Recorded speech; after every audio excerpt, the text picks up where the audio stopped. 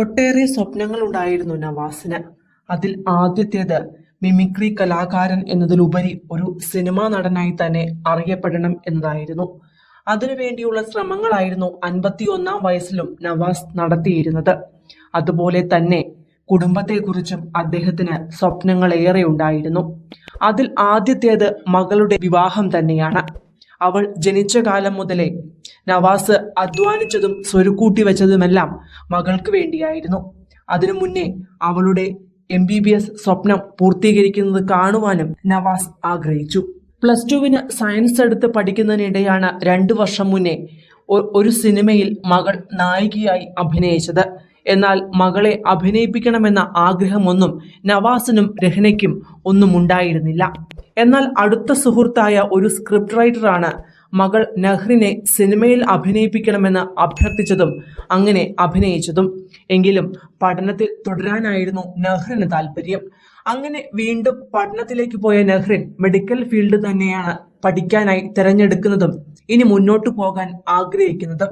അങ്ങനെ മകൾ ഡോക്ടറാകുന്നത് കാണാനുള്ള കാത്തിരിപ്പിലായിരുന്നു നവാസ്.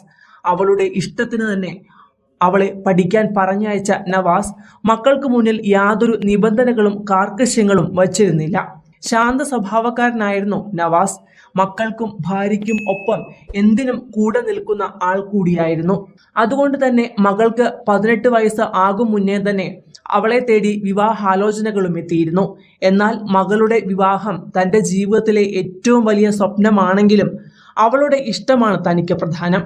പഠിക്കാനും ജോലി നേടാനുമാണ് നഹ്റിൻ ഇപ്പോൾ ആഗ്രഹിക്കുന്നത്. അതാണ് അവൾക്ക് വേണ്ടത്.